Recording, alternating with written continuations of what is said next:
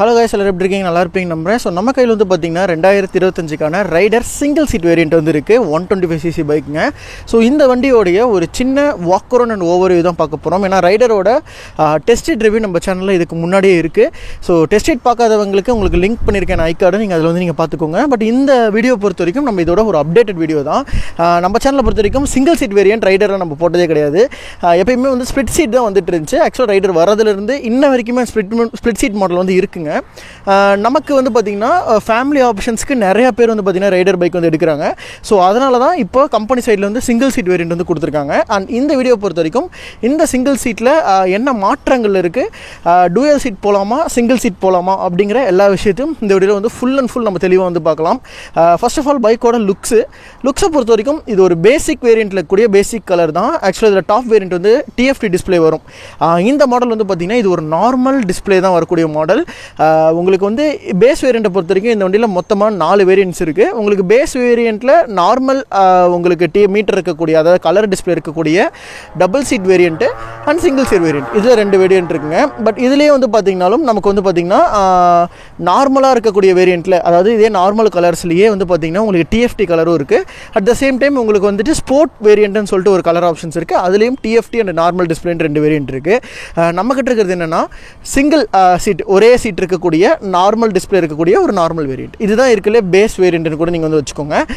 இதோடைய on road price அப்படின்னு பார்க்குறப்ப இந்த சிங்கிள் சீட் வேரியண்ட் வந்து நமக்கு 1,14,500 வந்து வருது.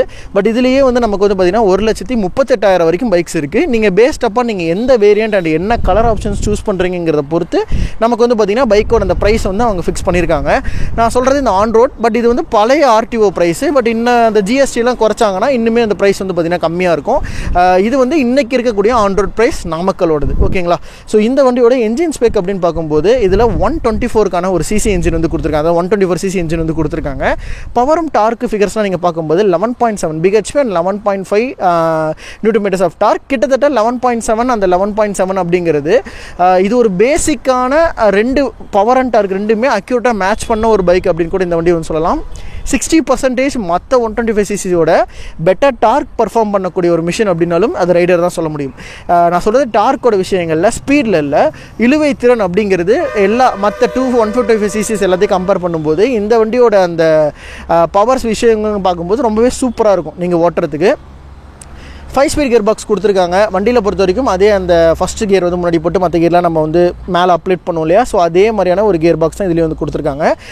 பேசிக்கலி இந்த வண்டி வந்து பார்த்திங்கன்னா ஆயில் ஏர் கூல்டுனா உங்களுக்கு வந்து அந்த கிளச் கேஸில் வந்து ஒரு கேப்ஸ் கொடுத்துருப்பாங்க இல்லையா, அந்த கேப்ஸ் வழியாக உங்களுக்கு ஆயில் வந்து ஏர் கூலிங் மூலியமாக கூல் ஆகிற மாதிரி டெக்னாலஜி கொடுத்துருப்பாங்க. இது ஒரு நல்ல ஃபியூச்சர். ஸோ இதுக்கப்புறமேட்டு இதே ஃபியூச்சர் வந்து நமக்கு ஹோண்டாலையுமே வருது. அண்ட் இன்டர்லெக் கோ, on off system, eco and power mode, இது எல்லாமே இந்த வண்டியில் பேசிக்லேருந்தே, அதாவது நார்மல் வேரியன்ஸ்லேருந்தே உங்களுக்கு வந்து கிடச்சிரும். பத்தாவதுக்கு ரியர் டயர்ஸ் வந்து வைடாக இருக்கக்கூடிய ஒரு மாடலுமே இந்த மாடல் தாங்க. ஸோ என்ஜின் ஸ்பெக்ஸை பொறுத்த வரைக்கும் ஓரளவுக்கு ஒரு நல்ல ஒரு என்ஜின் ஸ்பெக் இருக்கக்கூடிய ஒரு மாடல்னு இந்த வண்டி நம்ம சொல்லலாம். ஒரு 125cc ஒரு சின்ன வண்டியாக ரொம்ப ஈஸி ஹேண்ட்லிங் எதிர்பார்த்துட்டு இருக்கவங்களுக்கு ரைடர் ஒரு பெஸ்ட் ஆப்ஷனாக இருக்குது. இதோடைய டயர்ஸ் அண்ட் வீல் சஸ்பென்ஷன்ஸ்லாம் நீங்கள் பார்க்கும்போது ஃப்ரண்ட்டில் டெலஸ்கோபிக் சஸ்பென்ஷன், ரியரில் மோனோசாக் சஸ்பென்ஷன் வந்து கொடுத்துருக்காங்க. 125cc ஐ திங்க் எனக்கு தெரிஞ்சு இப்போ வந்து பார்த்திங்கன்னா CB 125R வந்துருக்கு ஹார்னெட்டில். பட் இன்றைக்கி அப்போது வந்து பார்த்திங்கன்னா, அதாவது இன்றைக்கி இருக்க மாடல் நான் வந்து சொல்கிறேன், பட் முன்னே இருந்தே வந்து ஒரு ஸ்போர்ட்ஸ் செக்மெண்ட்டில் அப்படின்னு பார்க்குறப்போ நமக்கு ஒரு 3 பைக்ஸ் தான். எக்ஸ்ட்ரீம் 125, ரைடர் 125, இப்போ வந்து ஹார்னெட் 125, இந்த 3 மட்டும்தான். அதில் இருக்கிறதே low wait and easy usable bike அப்படின்னா கண்டிப்பாக ரைடர்னு சொல்லலாம். ஏன்னா மற்ற 2 வண்டியுமே கொஞ்சம் டாலாக இருக்கும், அட் த சேம் டைம் அது கொஞ்சம் ஸ்போர்ட்டியராக இன்னுமே அக்ரெசிவாக இருக்கும். பட் இந்த வண்டி அந்தளவுக்கு அக்ரெசிவாக இருக்காது, டார்க்கியாக இருக்கக்கூடிய ஒரு மிஷினு.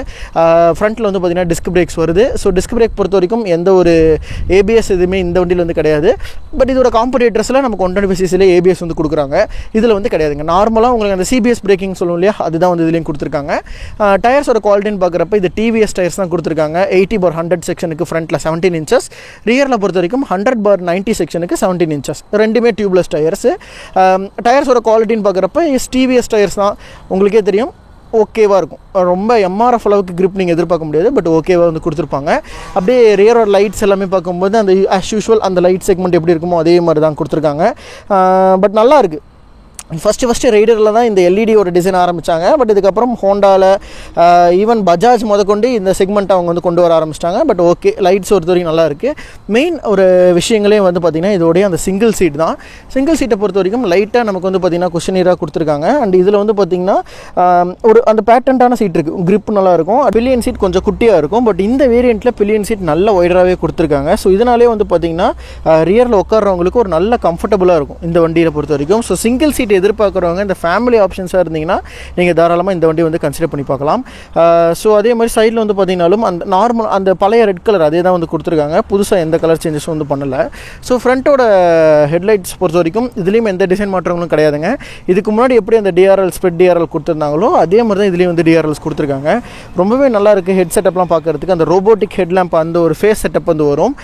இதோடைய கன்சோலை பொறுத்த வரைக்கும் இந்த மாடல் வந்து பார்த்தீங்கன்னா OBD2ஓட B sector engine E20 supportive தான். இது வந்து BS6ஓட ஃபேஸ் 2 வேரியண்ட்டில் வந்து வருது. இதுதான் வந்து பார்த்திங்கன்னா இப்போதைக்கு இருக்கக்கூடிய ஹையர் இன்ஜின். அதாவது இதுக்கு மேலே அப்டேட் இல்லை, இந்த அப்டேட் தான் லாஸ்ட் அப்டேட்டு. இதுக்கப்புறம் வரக்கூடிய அப்டேட்ஸ் மேபி ஒரு 6 months ஆர் 5 monthsக்கு அப்புறம் தான் வரும். இப்போதைக்கு வாய்ப்பே கிடையாதுங்க. நீங்கள் பைக் எடுக்கிறதா இருந்தீங்கன்னா OBD2B கம்ப்ளைண்ட் இன்ஜினே வந்து எடுங்க.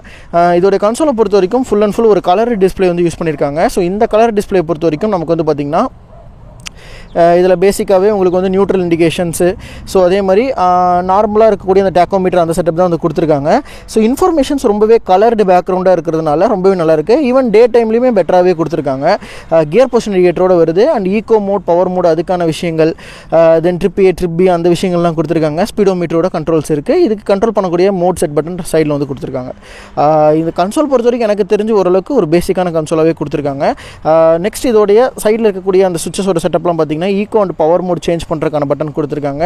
Power start button, so silent start. இது வந்து ஆக்சுவலாக அந்த ஹீரோ அந்த ஹோண்டா இதுலாம் நீங்கள் வந்து பார்த்தீங்கன்னா ரொம்ப சைலண்டாக ஸ்டார்ட் ஆகும். அதே டெக்னாலஜி இதுலேயும் கொடுத்துருக்காங்க. எக்ஸாஸ்டோட சவுண்ட் எப்படி இருக்குது அப்படிங்கிறத கேளுங்க.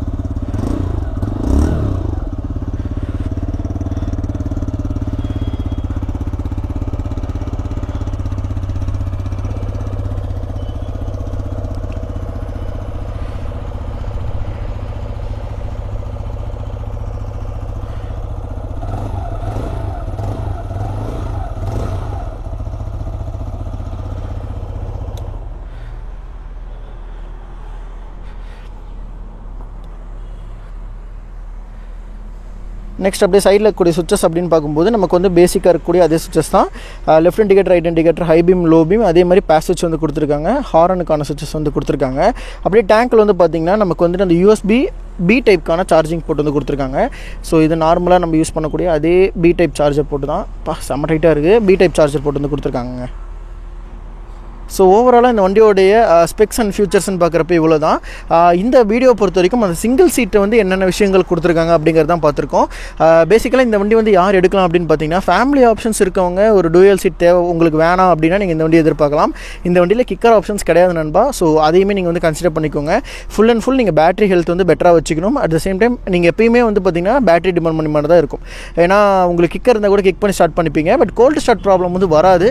பட் இருந்தாலும் இதில் வந்து கிக்கர் ஆப்ஷன்ஸ் வந்து கிடையாதுங்க. இதோட சிங்கிள் சீட் ஆப்ஷன்ஸை பொறுத்த வரைக்கும் உங்களுக்கு வந்துட்டு ப்ரைஸ் வந்து இனிமேல் லோவராக தான் இருக்கும் நீங்கள் நார்மல் வேரியண்ட்டை விட. ஸோ இதோட ஆன் ரோட் ப்ரைஸ் அப்படின்னு பார்க்குறப்போ இதோடைய ஸ்டெச் வந்து பார்த்தீங்கன்னா 1,14,000 1,38,000 வரைக்கும் இதோட வேரியன்ஸ் வந்து இருக்குது. நீங்கள் பெஸ்ட் ஆஃப் என்ன கலர் அண்ட் என்ன TFT metre, at the same time பைக்கில் நீங்கள் என்ன மாதிரியான கேட்டகரி வந்து சூஸ் பண்ணியிருக்கீங்க, கலர் ஆப்ஷன்ஸில் இருக்கட்டும், கஸ்டமைல் ஆப்ஷன் உங்களுக்கு அதே மாதிரி வந்து பார்த்தீங்கன்னா நீங்கள் என்னென்ன ஆக்சரிஸ் யூஸ் பண்ணுறீங்க எல்லாமே பொறுத்து உங்களுக்கு பைக்கோட ப்ரைஸ் வந்து மாறும்.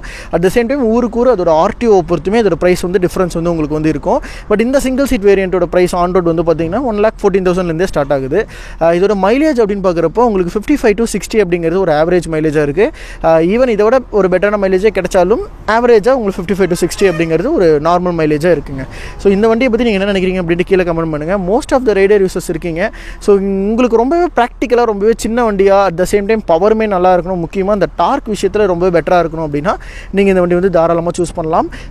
இதே மாதிரி நம்ம சேனலில் தொடர்ந்து நிறைய வீடியோஸ் வந்துட்டு இருக்கும். ஸோ நம்ம சேனலை பொறுத்த வரைக்கும் சப்ஸ்கிரைப் பண்ணி சப்போர்ட் பண்ணுங்கள். ஏன்னா அப்போ தான் இந்த மாதிரி நிறைய வீடியோஸ் எடுக்க எனக்கு ஒரு மோட்டிவேஷனாக இருக்கும். ஸோ ஓகே நண்பா, இந்த வீடியோ நான் இதோட எண்ட் பண்ணிக்கிறேன். உங்களுக்கு இந்த வீடியோ பிடிச்சிருக்கும்னு நம்புகிறேன். ஸோ இதே மாதிரி இன்னொரு சூப்பரான ஒரு அட்டகாசமான பைக்கோட நெக்ஸ்ட் வீடியோ நான் வந்து உங்களை மீட் பண்ணுறேன். தேங்க்ஸ் ஃபார் வாட்சிங் நண்பா. Take care and bye.